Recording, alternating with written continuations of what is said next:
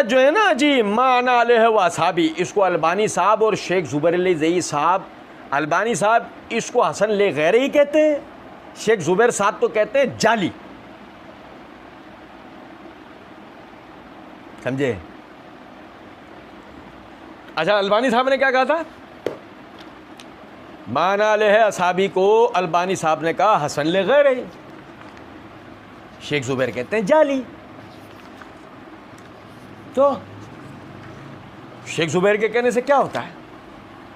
उसकी वजह आप ही ने तो अपनी वीडियो के पार्ट 1 में कहा है अलबानी से बड़ा कौन है। मैंने शेख अलबानी को नाम दिया है दौरे हाजिर में अहले बैत की मोहब्बत का इमाम शेख नासरुद्दीन अलबानी। तो अहले बैत की मोहब्बत का इमाम कह रहा है ये हसन, ये हदीस हसन लगा रही है, कबूल कर ले। नहीं है, हाँ ज़ईफ़ है तो बता दे, कराइन और शवाहिद पेश कर दे, फिर तुझे करे लेगा जायका आएगा। अभी देखना ना, ये तो हमने टीजर दिया है, अभी देखना आप कैसा करे लेगा जायका लाते हैं हम इन लोगों के मुंह पे। और कहते हैं शेख ज़ुबैर तो कहते हैं जाली। और हम मिर्ज़ा साहब के मुक़ल्लिदीन से आज अपना 56वां सवाल कर रहे हैं, शेख ज़ुबैर रहमतुल्लाह अलैह ने इस रिवायत को अपनी किस किताब में जाली कह रखा है? ढूंढ ढांड के लाके दिखाएं, वक्त की कोई कैद नहीं है, टाइम ले लें, 1 महीना 2 महीना 6 महीने साल लाके दिखाएं। हम दावे से बात करते हैं कि शेख ज़ुबैर ने अपनी किसी किताब में भी इस रिवायत को जाली नहीं कहा है। उन्होंने अज़वाउल मसाबी, जो कि उन्होंने तहकीक व तखरीज लिखी है मिशकातुल मसाबी की, उसमें उन्होंने ये बात की है इस्नादुहु ज़ईफ़, इसकी सनद ज़ईफ़ है, इसकी सनद। अभी हमें उससे भी बहस नहीं है, अभी हमें उससे भी बहस नहीं है, और ना नासरुद्दीन अलबानी के हसन लगैरी कहने से अभी बहस उससे भी नहीं। कहते हैं और इसी को ही तख्ता मश्क बनाया गामदी साहब ने कि जाली रिवायत, और गालिबन आपके मौलाना इसहाक साहब भी, आपके मैं इसलिए कह रहा हूँ कि आपके उनसे क्लोज ताल्लुकात हैं, मौलाना इसहाक साहब भी इसको जाली, ये किसको कह रहा है वो? अली उल हसन नकवी को, कि वो आपके मौलाना इसहाक वगैरह। मज़ीद वाली वो तो रवायत ज़ईफ़ है, कौन से? 73 फ़िरक़ों वाली सैयदी अबू दाऊद में, उसमें सिर्फ इतने अल्फाज हैं कि एक गिरोह हक पे होगा और 72 दोज़ख में है। मज़ीद वाली रवायत जो है ना कि जी माना अलैहि व असहाबी, उसको अलबानी साहब और शेख ज़ुबैर अली ज़ई साहब, अलबानी साहब उसको हसन लिगारी कहते हैं, शेख ज़ुबैर साहब तो कहते हैं जाली, और उसी को तख्ता मश्क बनाया गामदी साहब ने कि जाली रवायत है। और गालिबन आपके मौलाना इसहाक साहब भी, आपके में से कह रहा हूँ, आपके उनके क्लोज ताल्लुकात थे, मौलाना इसहाक साहब भी उसको जाली, वो रवायत वाकई जाली है। अबू दाऊद वाली रवायत सही है, वो शवाहिद की बुनियाद पर कहा जाता है। अच्छा, नाम है नासरुद्दीन अलबानी, हसन लगैरी कहते हैं, वो कह के निकल लिए। शेख ज़ुबैर जाली कहते हैं, उन्होंने कहा नहीं है।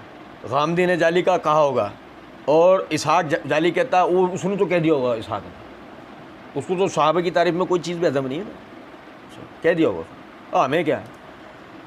मिर्ज़ा जी आगे कहते हैं रवायत वाकई जाली है, ये रवायत वाकई क्वालिटी, मिर्ज़ा जी के अंदर यही तो क्वालिटी है।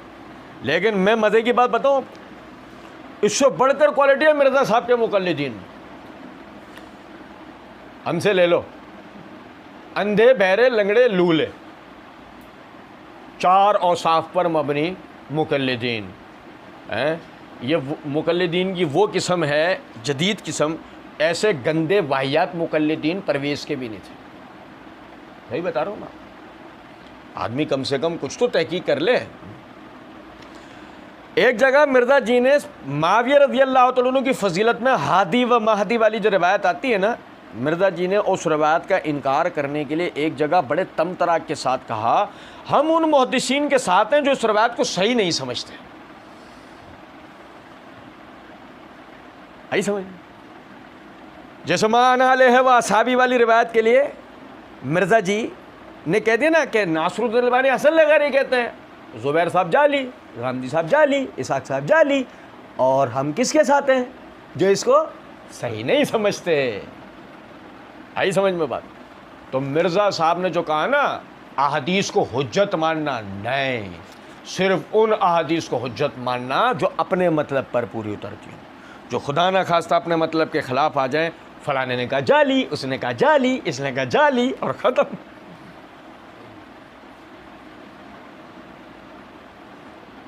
क्या इतनी मेहनत हुई क्यों? ऐसे कोई पूछे इतनी मेहनत क्यों हुई? मैं आपको बताऊँ, इतनी मेहनत इसलिए हुई। मैं आपको पहले रिवायत भी पढ़ के सुनाता हूँ, सुनिएगा ज़रा बात। ये मेरे हाथ में तिरमिज़ी है, इसकी जिल्द नंबर 3 का सफ़ा नंबर 178 है, किताबुल ईमान है।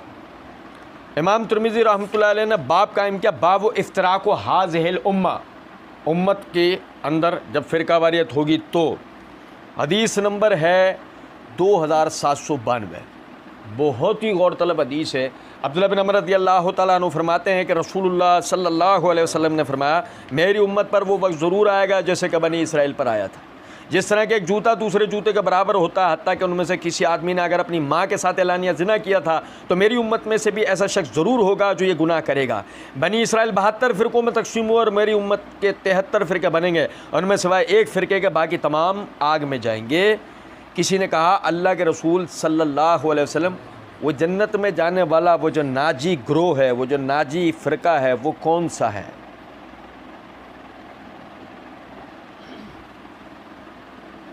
मन हिया या रसूलुल्लाह है, काला माना अलैहि व असहाबी।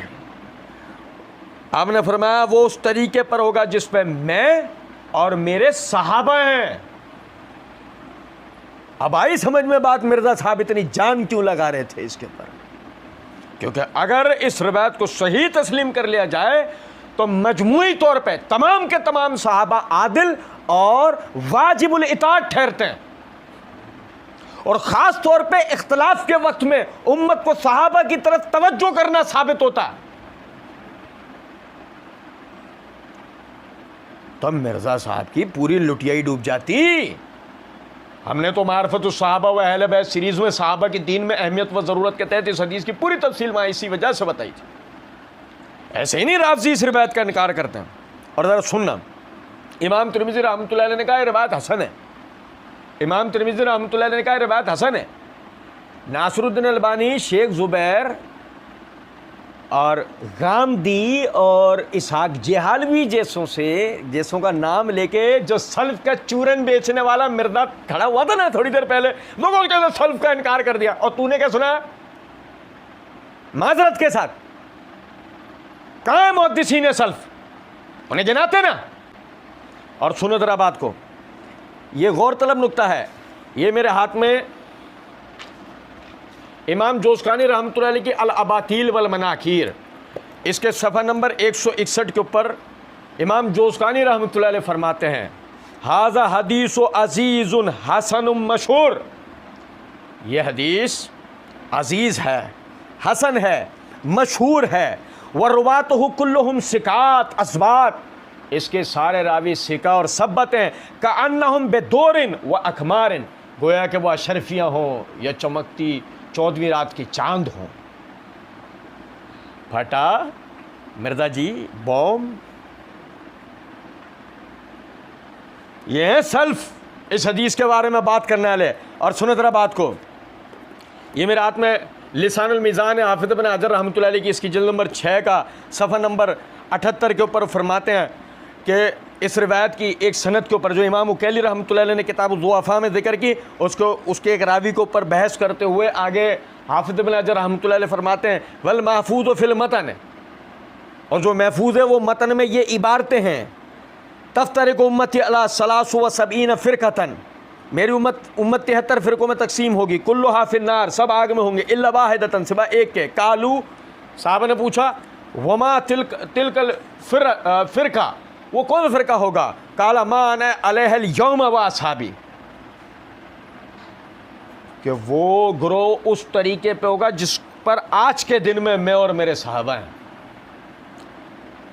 हाफिज़ इब्न हजर रहमतुल्लाह अलैह कहते हैं कि ये जो मतन है ये क्या है? वल महफूज़ फिल मतन, मतन में ये हिस्सा महफूज है, ये हिस्सा ज़ईफ़ नहीं है, ये हिस्सा महफूज है। और सुने जरा बात को, ये मेरे हाथ में तंज़ियत शरीयतिल मरफूआ अनिल अहादीस शनिया वल मौज़ूआ, इमाम इराकी रहमतुल्लाह अलैह की, इसकी जिल्द नंबर 1 का सफ़ा नंबर 310 के ऊपर किताब सुन्ना।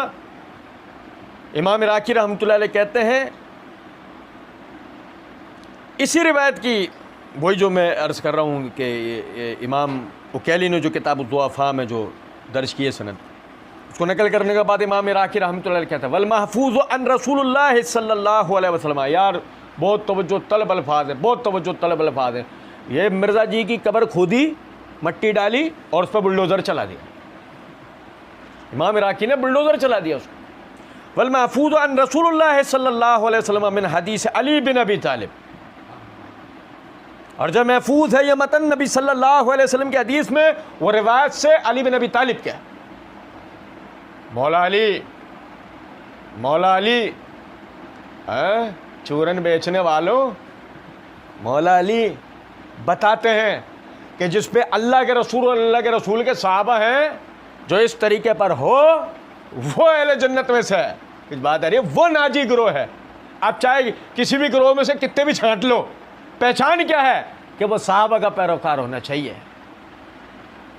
छांटो बरेलवी में से, छांटो देवबंद में, अहले जुज़, मिर्ज़ा जी अला मौक़िफ़ लो, किसी का भी मौक़िफ़ ले आओ, उसूल ये है। वल महफूज़ अन रसूलुल्लाह सल्लल्लाहु अलैहि वसल्लम मिन हदीस अली बिन अबी तालिब व साद बिन अबी वक़ास व इब्न उमर व अबी दरदा व मुआविया।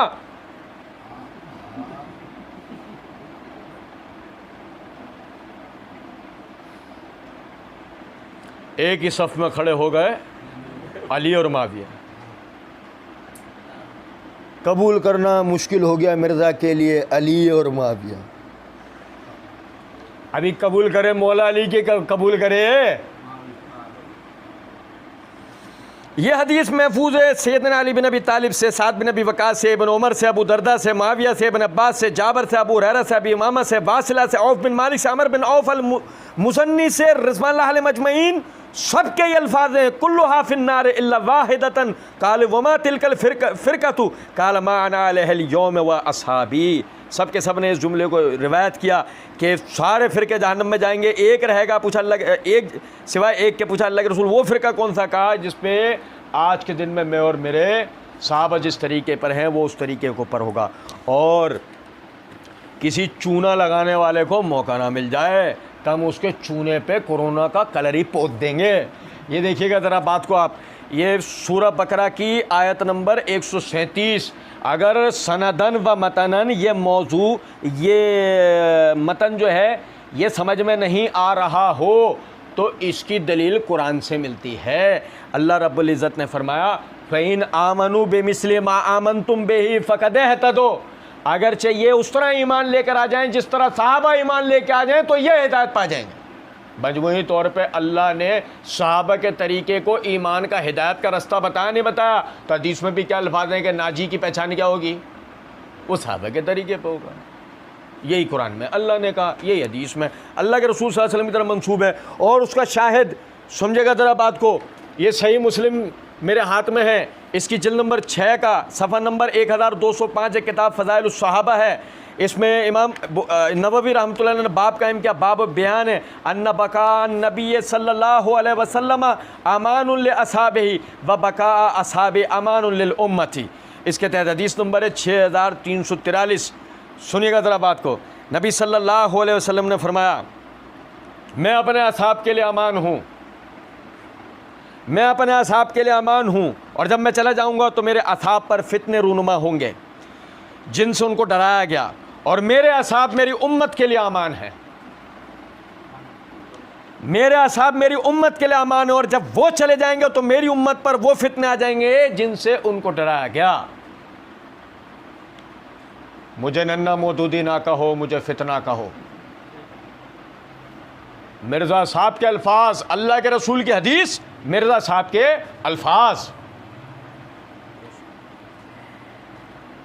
मैं कहता हूँ आज के ज़माने में अभी के अंदर जो दीन से जुड़े होते हैं ना, और जो नबी सल्लल्लाहु अलैहि वसल्लम की सीरत और रिसालत की हक्कानियत के वाले सब पढ़ रहे होते हैं, तो मैं उनसे कहता हूँ कि तुम लोगों के पढ़ने के लिए सबसे पहली अगर कोई मिसाल है ना तो नबी सल्लल्लाहु अलैहि वसल्लम की हदीस है, और मसला नंबर 157 में मिर्ज़ा मोहम्मद अली इंजीनियर का कहा हुआ वो जुमला है कि जो मिर्ज़ा इंजीनियर ने अपने लिए पार्ट 1 के अंदर कहा, मुझे नन्ना मौदूदी ना कहो, मुझे फितना कहो, और नबी सल्लल्लाहु अलैहि वसल्लम ने 1400 साल पहले कह दिया कि जब मेरे सहाबा चले जाएंगे जो मेरी उम्मत के लिए अमान हैं तो मेरी उम्मत पर फितने आ जाएंगे, मेरी उम्मत पर फितने आ जाएंगे। नबी सल्लल्लाहु अलैहि वसल्लम की रिसालत की हकानियत पर ईमान लाने के लिए ये एक हदीस मिर्ज़ा जी को देख लो और इस हदीस को लेकर रसूलुल्लाह सल्लल्लाहु अलैहि वसल्लम में ईमान ले आओ। जीता जागता फितना और जीता जागता ईमान लाने का करीना ऐसा है। और इसी से ये हदीस वादे कर देगा, साहब अगर इस उम्मत के लिए अमान है तो नाजी गुरोह की शनाख्त माना अलैहि व असहाबी, जिस पर मैं और मेरे साहबा हैं। और मुद्दई लाख पर भारी है गवाही फितने की। सुना जरा बात को। मिर्ज़ा जी आगे सारे फितने के बाद मिर्ज़ा जी फरमाते हैं अबू दाऊद वाली रिवायत सही है, वो शवाहिद की बुनियाद पर किया जाता है। तो हो गया ना मसला हल। जब शवाहिद की बुनियाद पर होता है तो अबू दाऊद वाली हदीस सही है और तिरमिज़ी वाली रिवायत इसका शाहिद है, ख़त्म हो गया मसला। फिर इतनी ड्रामेबाजी करने की क्या ज़रूरत थी? मैंने वजह आप लोगों को बताई। ड्रामेबाजी की वजह यह थी कि सीधा सीधा अगर रिवायत को तस्लीम कर लिया जाता तो उससे सहाबा किराम रज़वानुल्लाह अलैहिम अजमईन के बुज़ुर्गी और मजमूई तौर पर सहाबा का गुरोह नाजिया होना साबित होता। फिर अहले शाम को बागी कैसे करार देते? फिर माविया और बनु उमैया पे लान तान वाले मामला कैसे चलवाते? माना लेह व साबित तो मिर्ज़ा जी के यहाँ अटकी हुई है। मिर्ज़ा जी कहते हैं वो फला रिवायत अहले सुन्नत के गले में अटकी हुई। मैंने वहाँ कहा था वो अटकाएंगे तुम्हारे गले में कि बात छोड़ दो।